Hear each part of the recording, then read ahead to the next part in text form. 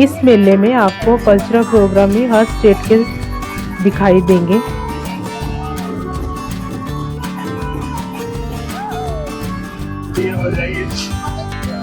Satna ma'am जी, आप बताइए कि ये जो एक फुलकारी है इसको कितना टाइम लग जाता है? इसको कम से कम मैम 1 महीना लगता है। 1 महीना लग जाता है। ये देखिए तो इतने सुंदर सुंदर आप फुलकारी लेके जाती है, उसको 1 मंथ लग जाता है।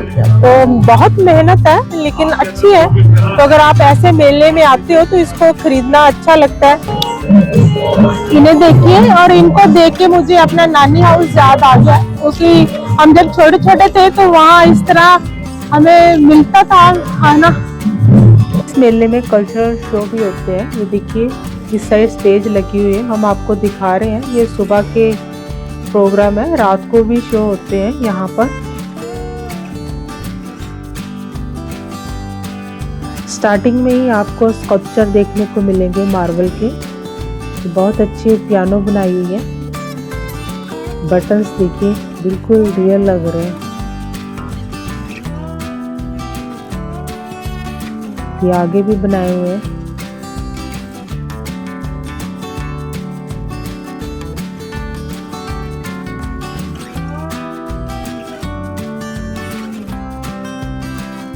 Hello everyone, welcome back to my channel Neeru with nature. वैसे तो मेरी ऋषिकेश की सीरीज चल रही है, लेकिन चंडीगढ़ में जो इवेंट्स होते हैं हमारी कोशिश होती है कि आपको भी उनसे रूबरू कराया जाए। ये 15th नेशनल क्राफ्ट मेला है, चंडीगढ़ लगा हुआ है। चलिए आपको दिखाते हैं। टिकट कॉर्नर में हमने टिकट ले लिया है, पर पर्सन 60 रुपीज है। चलिए चलते हैं। ये जो एंट्रेंस गेट है बहुत ही सुंदर बनाया हुआ। ये देखिए, ये स्टार्टिंग में लिखा हुआ है आई लव चंडीगढ़। ये चंडीगढ़ कलाग्राम में नेशनल क्राफ्ट मेला लगता है। यहाँ हर स्टेट के क्राफ्ट के स्टॉल लगते हैं। स्टार्टिंग में ही आपको स्कल्पचर देखने को मिलेंगे मार्बल के। बहुत अच्छी पियानो बनाई हुई है। बटन्स देखिए बिल्कुल रियल लग रहे हैं।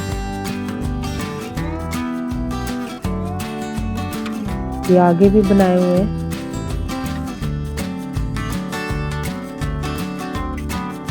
तो मैं अपना जॉडिक साइन ढूंढ रही हूँ। ये सारे जॉडिक साइन दिखाए हुए हैं। अभी ये वृश्चिक आ गए हैं, अब आगे आ गया है धनु।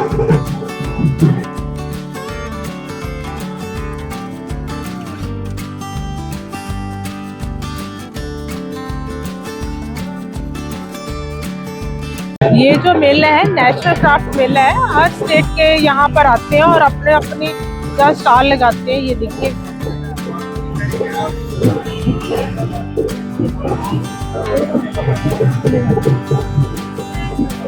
इस मेले में आपको कल्चरल प्रोग्राम ही हर स्टेट के दिखाई देंगे।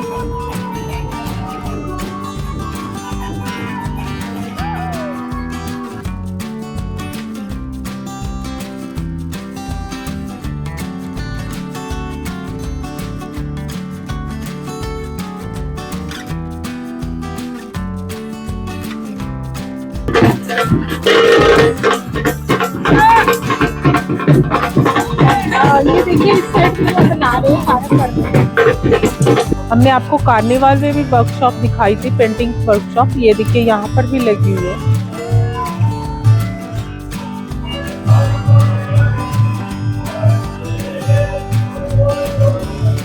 ये देखिए यहाँ पर भी लगी है, बहुत ही सुंदर पेंटिंग्स बनाई हुई है।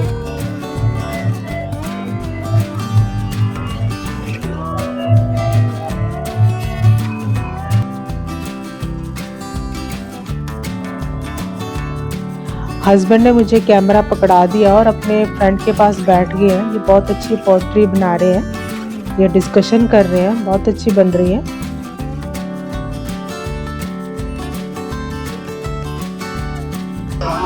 अब मैं फुलकारी की स्टॉल में बैठी हूँ। ये बहुत ही सुंदर सुंदर फुलकारी है।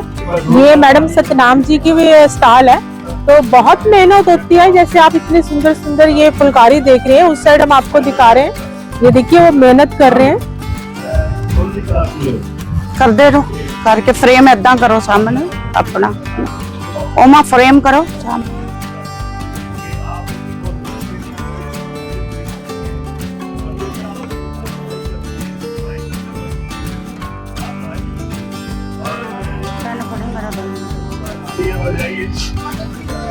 सपना आपका मैम जी आप बताइए कि ये जो एक फुलकारी है इसको कितना टाइम लग जाता है? इसको कम से कम मैम 1 महीना लगता है। 1 महीना लग जाता है। ये देखिए जो इतने सुंदर सुंदर आप फुलकारी लेके जाते हैं उसको 1 मंथ लग जाता है, तो बहुत मेहनत है लेकिन अच्छी है।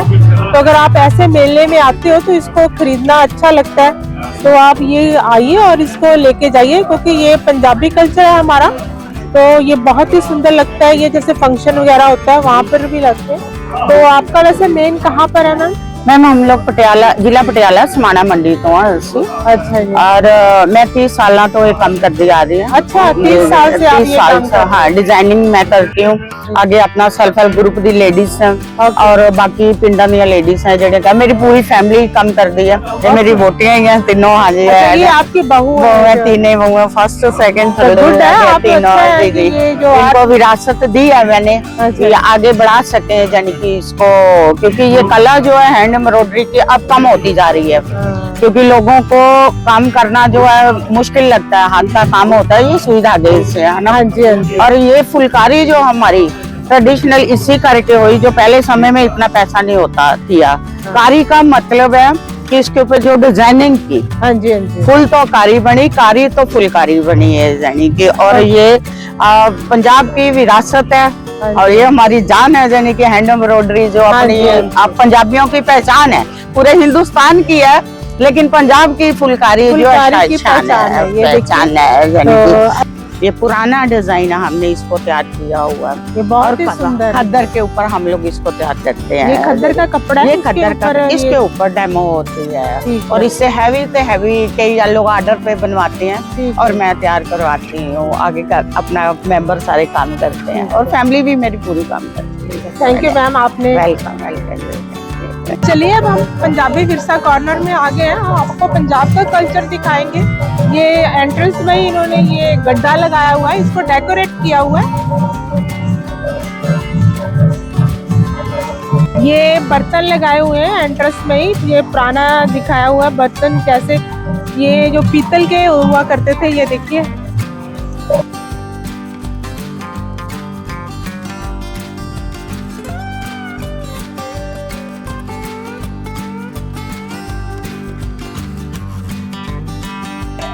ये देखिए ये कैसेट्स हुआ करती थी, 90s के जो बच्चे हैं उनको तो पता होगा।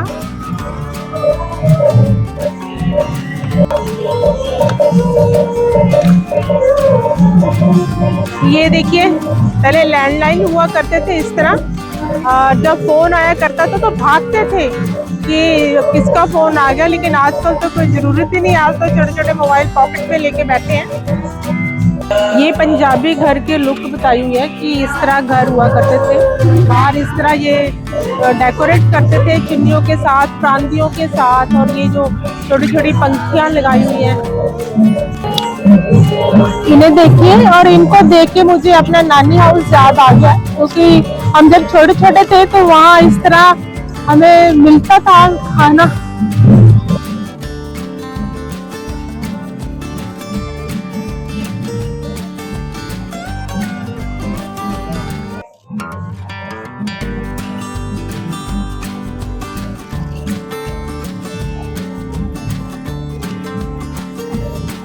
इस तरफ ये देखिए ये प्रांदियां बना रहे हैं हाथ से।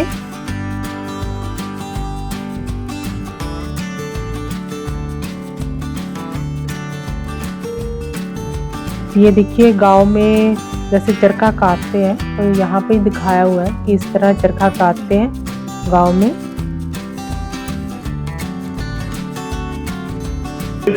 यहाँ आपको सारा व्यू नजर आएगा इस मेले का। ये देखिए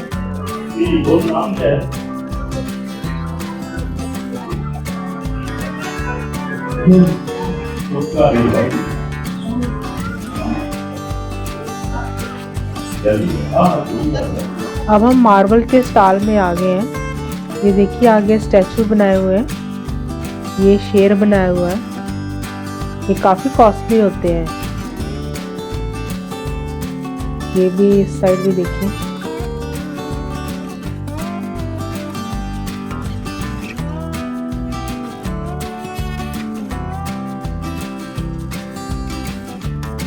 ये चेस भी बनाई हुई है, ये देखिए।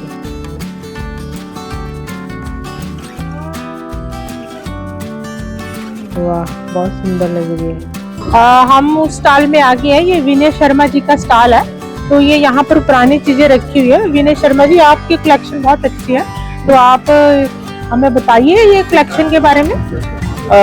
ये पुरानी वो चीजें हैं, हाँ जी, जिसने समाज को उस समय जीवंत रखा है। हाँ जी, हाँ तो जी, ये ऐसी चीजें हैं जिससे हर आदमी बहुत जुड़ा हुआ था, कनेक्टेड था। हाँ जी, चाहे कैमरे हो, चाहे टेलीफोन हो, हाँ जी। चाहे रेडियो हो, हाँ जी, इन सब चीजों से बड़ा जुड़ाव रहता था। तो ये वो चीजें हैं हाँ जी, जिनसे समाज उस समय जीवंत रहा है। हाँ जी, हाँ जी, सब खुश थे, सब हाँ। प्रसन्न थे। हाँ जी, एक रखी हुई चीज ऐसी लगती थी जैसे मूर्ति शिल्प रखा हुआ हाँ है, जी। चाहे वो टेलीविजन हो, चाहे रेडियो हो, हाँ जी। चाहे कैमरे हो, चाहे मतलब उनमें एक डिजाइन में एक अजीब तरीके की लय हुआ करती थी। आजकल हम सेंटिमेंट्स जुड़े होते हैं। सेंटिमेंट जुड़े हुए थे, तो आजकल हम उस लय को भूलते जा रहे हाँ हैं, जी। हम छोड़ते जा रहे हैं। पहले एक कैमरा जब फोटो लेता था तो फोटोग्राफर या जो भी व्यक्ति वो बड़ा तल्लीनता से उस फ्रेम को डेवलप करता था, बनाता था, और इस फ्रेम उसकी में वेट रहती थी। उसकी वेट रहती थी, और जब डेवलप होने के बाद वो देखता था कैसा चित्र बनेगा। हाँ जी। आजकल आप फटाफट खींचते हैं, हाँ जी, दिमाग पे कोई जोड़ नहीं। हाँ जी। तो उस समय एकाग्र और दृष्टि जो थी वो बड़ी दृढ़ होती थी। हाँ जी, हाँ जी, तो मेरा ये मानना है कि मैं नई पीढ़ी को हाँ जी, हमारे उस अतीत से, हाँ जी, जो अतीत उन लोगों ने जिया है, हाँ जी, उससे मैं अवगत कराऊं ठीक और है। एक संदेश दूं कि देखो, पहले टेलीफोन की वैल्यू होती थी, समय की कीमत होती थी। हाँ आप जी। 3 मिनट बात करते थे, आपको पैसे देने होते थे। हाँ जी। आज अनलिमिटेड आप बातें करते हैं, हाँ जी, तो उससे आप अनगरल बातें करते हैं जिनका कोई सेंस नहीं होता है, हाँ जी, हाँ जी, और उससे अवसाद, एक डिप्रेशन समाज में आता जा रहा है। हाँ जी, हाँ जी, उस समय ये सिद्ध वो था कि आप संयमित बोलो और संयमित सुनो और संयमित देखो। देखो। हाँ तो जी, इसी सिद्धांत को लेकर मैंने ये इंस्टॉलेशन यहाँ किया है, जिसमें एक सीधा सा एक संदेश है कि आप वही चीजें देखें जो देखने की है, हाँ जी, वो सुने जो सुनने की है, और वही बोलें जो बोलने की है। अनावश्यक कोई भी चीज नहीं बोले, ना सुने, ना देखें। हाँ जी, क्योंकि जो उस समय की भावना है और अब की भावनाओं में जो अंतर था उसके बारे में बताता हूँ। ये एक फोटोग्राफ है, राधा गोपाल खुटेटा बहुत प्रसिद्ध व्यक्ति थे। हाँ जी, उन्होंने अपनी फोटो के पीछे लिखा कि इस फोटो को प्रिजर्व रखें जब तक संभव हो सके, अच्छा। और सुरक्षित रखें। सुरक्षित। लेकिन उनके पोतों ने इसको कबाड़ में बेच दिया, और मैंने कबाड़ी से खरीदा। कि मतलब उस समय की भावना, उसने कितने मन से इस फोटो को खिंचवाई होगी, हाँ और जी। कहा होगा कि मेरे घर में इसको सुरक्षित रखें, सुरक्षित। लेकिन उसने इसको कबाड़ में दे दिया। ये है उस समय के राज के उसमें अंतर। हाँ जी, अगर आप अपने बुजुर्गों की सम्मान नहीं करेंगे, उनको सुरक्षित नहीं रखेंगे, तो आपकी भावी पीढ़ी क्या सीखेगी। तो एक भावनात्मक संदेश है। मैं कहीं भी कोई फोटो पड़ी रहती है, मैं उसको उठाकर अपने स्टूडियो में ले आता हूँ, उनको सम्मान के साथ रखता हूँ, एक श्रद्धांजलि के रूप में। थैंक यू कि आप इस लोगों को संदेश दे रहे हैं कि अपने जो बुजुर्गों की फोटो है उसको इसी तरह संभाल के रखें, उनको कचरे में, कूड़े में नहीं डालें। हाँ जी।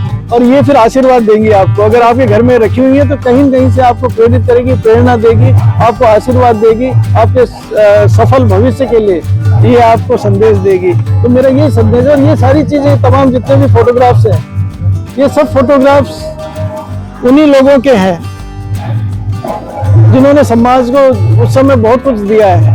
करीब 100 साल पुरानी नेगेटिव जिनके मैंने पॉजिटिव तैयार किए हैं। और आप देखेंगे ये नेगेटिव कांच का नेगेटिव था, हाँ जी, और कांच के नेगेटिव से पॉजिटिव तैयार हुआ है। ये करीब 100-125 साल पुराने फोटोग्राफ्स हैं। ओके।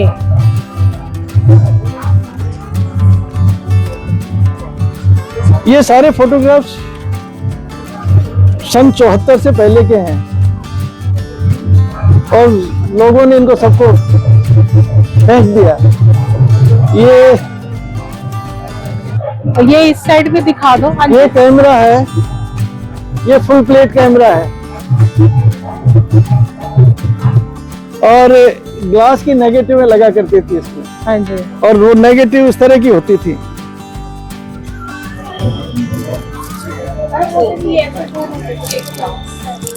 ये नेगेटिव,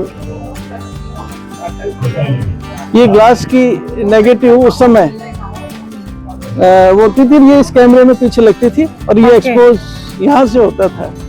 तो ये पूरा, ये सारे ये बॉक्स कैमरे हैं जिसमें 120 की फिल्में लगा करती थी। ये पोलराइड कैमरा है जिसमें साथ के साथ, ये तो खैर अभी का है।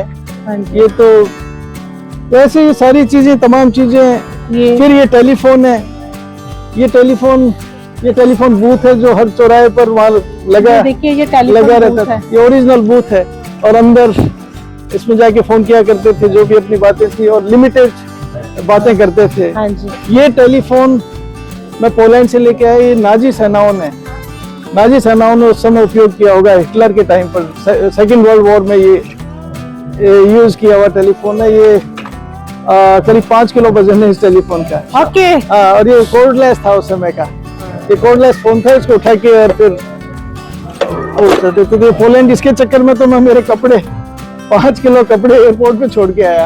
ओके।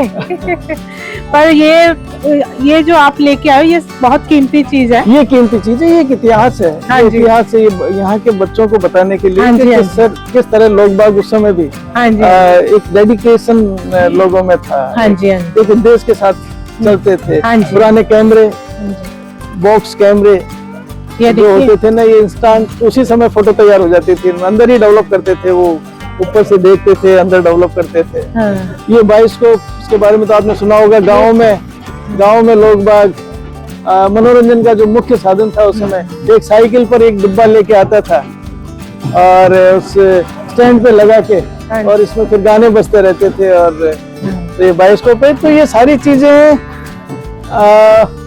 हमारा सुनहरा अतीत कितना सुंदर था। हाँ जी। एक लय थी, एक रेडियो 100 आदमियों को जोड़ता था, एक जगह इकट्ठे होते थे। आज का जमाना, आज का समय जहाँ टेलीफोन लेकर कोने में अकेला बात करता है। हाँ जी। तो ये आज की आधुनिक चीजें सब तोड़ने का काम कर रही है। मेरा ये मानना है कि समाज में इन चीजों की अगर आप कद्र करेंगे तो आप जुड़े हुए रहेंगे।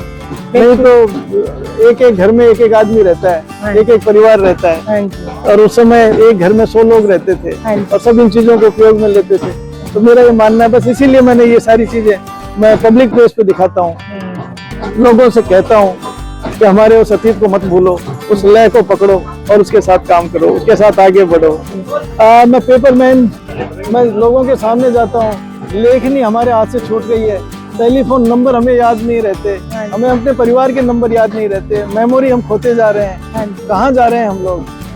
तो मेरा यही मानना है कि ये सब चीजें आपको संदेश देती है, ये मूक संदेश देती है, ये कुछ कहती हैं, इनकी आवाजें सुनो आप और आगे बढ़ो तो आप सही रहेंगे, नहीं तो निराशा के इस घोर युग में पता नहीं। थैंक यू जी, आपने ये जो कलेक्शन है इसके बारे में हमें संदेश दिया, लोगों को बताया, तो आपका बहुत थैंक्स। इस मेले में कल्चरल शो भी होते हैं। ये देखिए इस साइड स्टेज लगी हुई है, हम आपको दिखा रहे हैं। ये सुबह के प्रोग्राम है, रात को भी शो होते हैं यहाँ पर।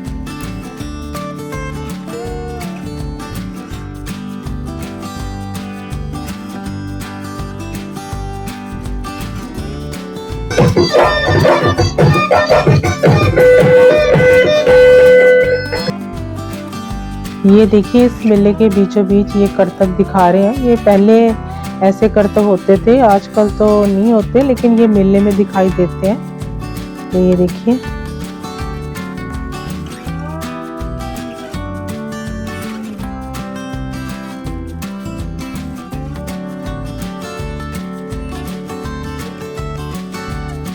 ये है कि अभी भी इन्होंने इस पुराने कल्चर को संभाल के रखा हुआ है।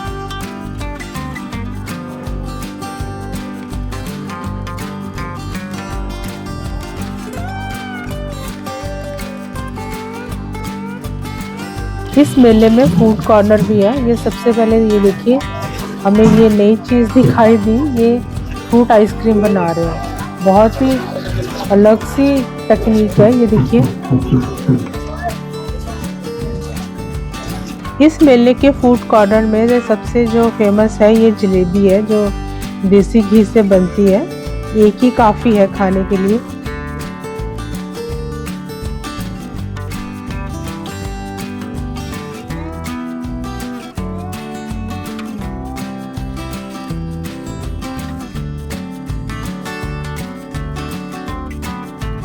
ये आ गया है मक्की की रोटी और सरसों का साग, जो विंटर में पंजाब का स्पेशल फूड है।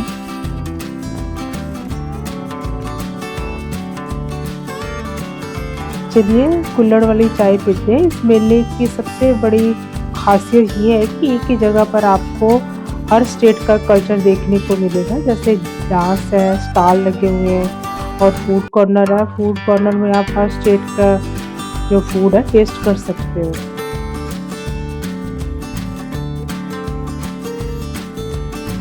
ये देखिए घर कितने प्यारे लग रहे हैं।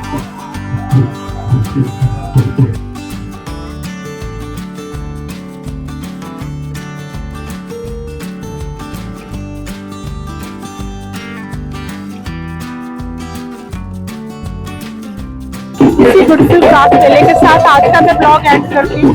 आशा करती हूँ कि आपको मेरा ब्लॉग अच्छा लगा होगा। अच्छा लगा तो लाइक करना, शेयर करना एंड सब्सक्राइब करना। Thank you, bye bye.